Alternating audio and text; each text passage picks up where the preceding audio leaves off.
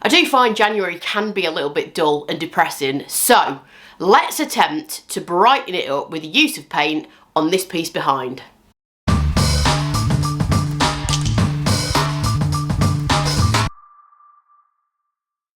Yes, welcome back to my YouTube channel and the first video of 2026. I hope everyone had a lovely Christmas and New Year. It's that cold in here, you can see my breath. Might not be showing it up on camera, but you can see my breath. It's freezing. We've just actually had some snow in the UK, so that's now melted. And we've got rain. We're back to rain. Give me snow any day of the week. Anyway, on with the cabinet. This piece has been in storage that long, the handles have gone rusty.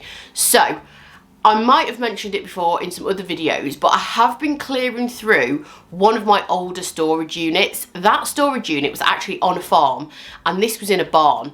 And part of the reason that I wanted to clear that out at the back end of last year is because some of the pieces have been in storage for years, and they had birds nesting in the roof, which is not ideal for storing pieces of furniture. So you see these white specks on the front, that's not a paint effect, that's actually bird poo.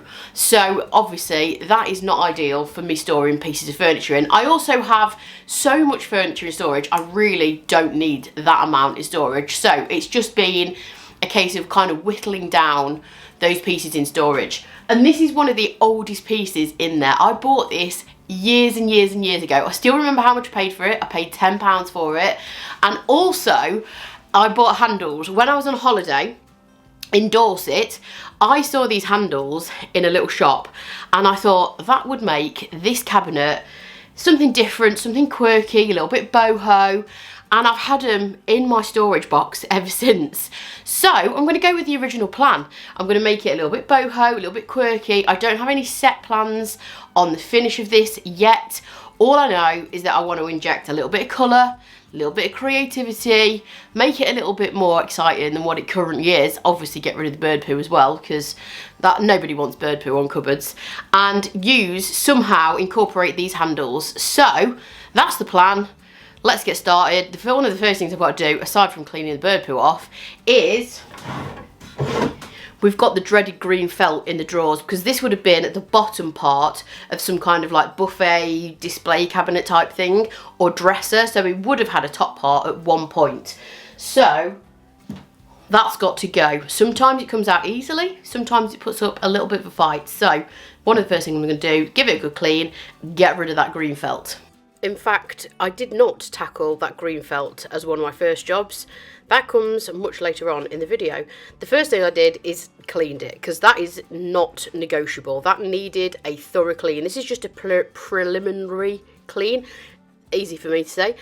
So I'm just going in with Dixie Belle's White Lightning Cleaner. Now this is a heavy duty cleaner, which is what is required. It doesn't actually look that bad on the camera, but this was disgusting. It's been stored in a barn for over 5 years. So there's cobwebs, there's dust, there's also bird poo, which I mentioned in the introduction. So giving it a thorough clean, and did underneath, inside, upside down, all the things. Using Dixie Belle's White Lightning Cleaner, this is a rinseable cleaner, and you do need to rinse it off once you've cleaned. So I just give it a really good scrub, and then I go in with some clean warm water and a microfiber cloth just to remove any cleaning residue afterwards. Now the top had some flaky varnish, and the grain was a little bit raised on the top. So I went in with my Festool sander. I always get asked questions about this sander every time I use it, so I'll link a video top right now if you want to have a look at the sander, what it does, the features, etc. But I'm going to sand the varnish completely off the top. Like I say, it was flaking. It's not usually necessary to completely strip a piece before you paint it, especially if it's varnished. All you need to do is usually scuff sand, which is exactly what I'm doing now. But because that top was compromised, the original finish was flaky and peeling, the best thing to do is to take it off, and that is going to give me a better finish and also ensure that my paint sticks to that finish properly. and is not at risk at chipping or flaking. This is just a scuff sand. It is literally when you just rub a piece of sandpaper over a finish and give it that kind of light hazy look. You can see the difference between the left side and the right. Left side has been scuff sanded, the right has not. For any intricate details, I just go in with a little bit of sandpaper and do it by hand. So for this video, I am going to show you exactly what I did. As I said in the introduction, I had no set plans. I didn't even intend on using purple, but I grabbed purple off my shelf. I am not a purple fan usually. It's not a colour that I paint in an awful lot. I could probably count on one hand the amount of times that I've painted in purple, lilac, lavender, those kind of colours. It's just not really a colour that I gravitate towards. Obviously colour is very personal preference, and I just like greens and blues, with the odd exception, a little bit red, a little bit pink, a little bit yellow. Purple's just not one of the colours that I use very often, but I don't know why, because I did thoroughly enjoy this piece and I'm really glad that I did use these colours. I just fancied doing something a little bit different, a little bit crazy, a little bit experimental, and I think it's because the piece is so boring and plain and just a standard cupboard with a couple of drawers, a couple of cupboard doors. There's literally no age to this piece, there's no value to it, and I just thought it was the perfect piece to go a little bit wild on. So this is the darkest colour that I'm starting out with, and again, I haven't really got any reason or rhyme why I'm placing the colours, where I'm placing them. I'm just kind of going for it. So I've chosen some colours that work really well together. So the darkest is obviously the darker purple that you can see. This one's called Plum Crazy.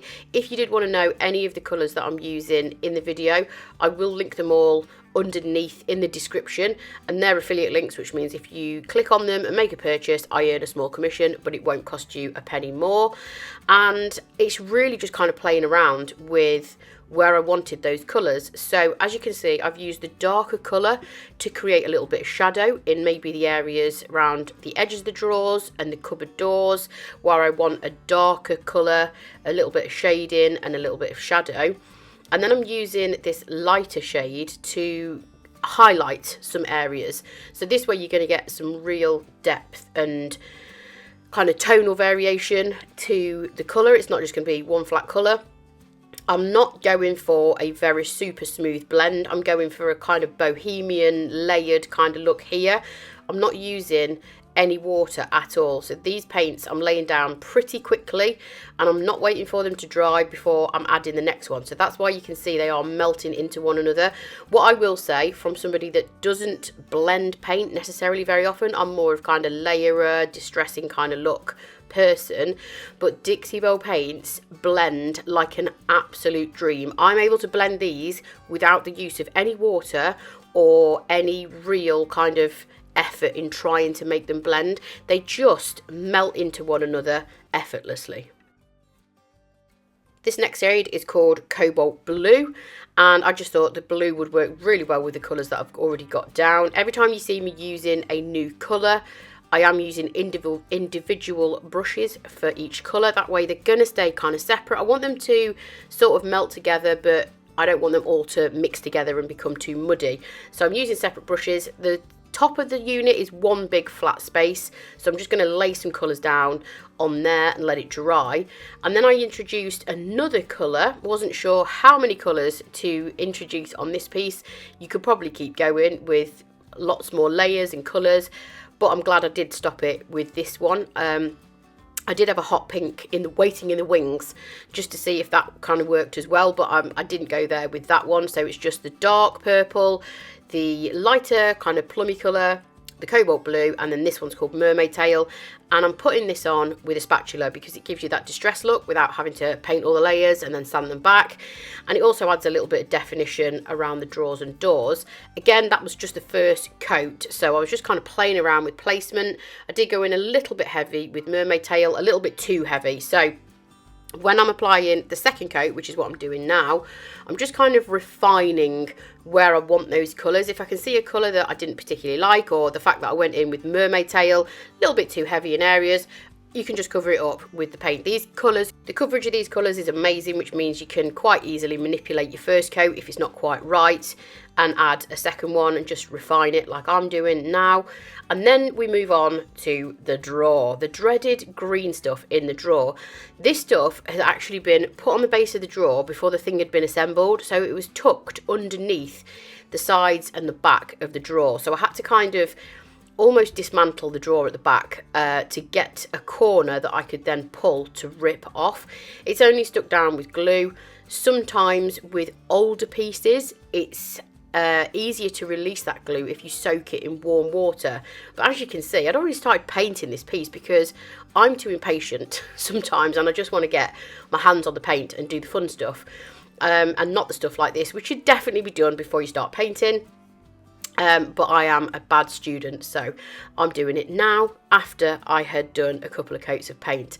So I just needed to kind of get a corner of the felt so that I could use the pliers and pull it out, but it was stuck down really well. It also did not come out in one sheet, but usually when you see this green felt in the bottom of a drawer, it definitely is removable. You've just got to figure out the best way of taking it out.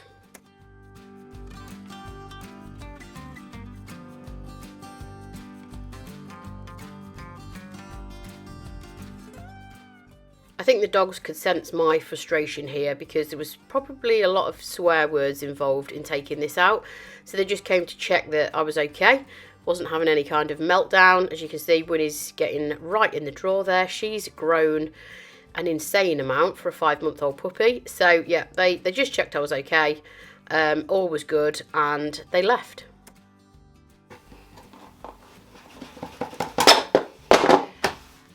I should have filmed the other one. The other one came out an absolute charm. This one is not. Anyway, the felt did come out in the end. Like I said, I had to release the back and the sides of the drawer itself and pull the felt out so that it wasn't trapped underneath, and then basically put it all back together. I used a little bit of wood glue and some staples just to make sure it was fixed securely.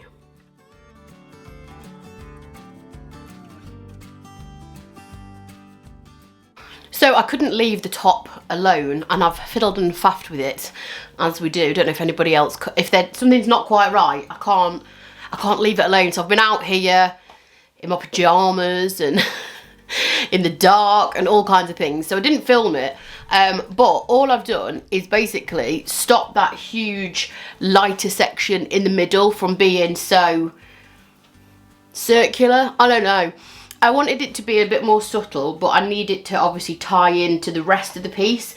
So I went over the whole thing with the darker purple, and then I just added a little bit of highlights so that it ties into the front. I want the front to be the focal point, but equally I don't want this to just be one flat colour. So I've done that, and I'm going to let it dry and see how it goes. I have added a little bit of the Cobalt Blue in there as well because I just want it to look a bit more abstract, as the front kind of does.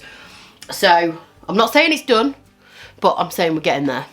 Like I say, making a big expanse of a top work is harder, in my opinion, than a cupboard or a drawer front, just because there's just a big flat expanse of space, and I didn't want it just to be one flat colour. So that's why I kind of kept messing around with it and trying different layouts of the colours. I didn't want to take away too much from the front of the cabinet because I wanted that to be the main focal point. To finish this, you know I'm going to use wax because that is my absolute go-to. So I'm just applying a clear coat of wax first. So this is just clear wax going down all over, one thin coat, and then I buffed it off. And then I'm going to use some black wax. And a lot of people ask me, when do I use black, when do I use brown? I'd use brown if I wanted more of an antique-y, warmer look, and black is going to give you, obviously, a more dramatic look. And I think this piece can handle dramatic. I always start out with the areas that I want the most amount of black wax on my brush, put that down first, and then when the bristles have kind of got less product on, I like to feather it out. This is a premium chip brush that I'm using, which is a natural bristle brush, perfect for applying wax. And I like these because they don't hold too much product, because it's best to build wax up in thin layers. If you apply too much at once, it can kind of get a bit sticky and gloopy, and then you have to start removing it, and it's just a bit of a mess. So a little bit goes a long way as well. Highly pigmented. This is just going to add a little bit more drama and push the areas that are sort of shaded back further. Just make those front areas of the drawers really pop. Again, work it in thin layers. Between each layer, give it a buff so that you haven't got too much product sitting on the surface. I only went in with a little bit of black wax just to, like I said, add a little bit more definition to what that was already there. And then I'm going to add a little bit of bling. So this is gold gilding wax, and you've probably seen me use it on other things like handles and hinges and hardware. But you can also use it over the top of a paint finish as well.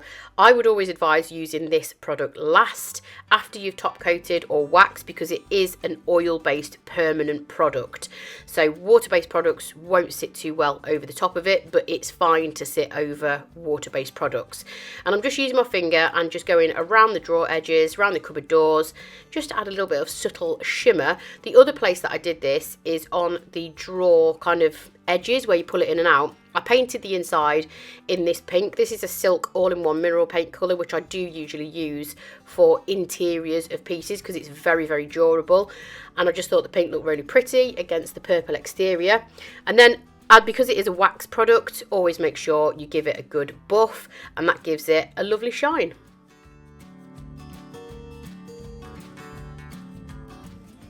The final thing I did is add the handles, which are definitely going to pull this piece together. I just think they work really well on this bohemian kind of look. And I'm glad I've saved them for over 5 years, as well as the cabinet that's been stashed in my barn for so long. A couple of close-ups of the finished look, and here's the final piece. So, am I a purple convert? Will I be using purple again in the future a little bit more often? Maybe. I do really like this piece. I love how it's turned out. I love all the colour combinations together. I'm glad I didn't go in with any more colours. I just think it works perfectly as it is. I love the little hints of gold as well. They always work really well with purple. So yes, it's been really nice to do something a little bit different. As always, I hope you've enjoyed the video today, and make sure you are subscribed to the channel for more videos like this one, and I'll catch you next time. Bye.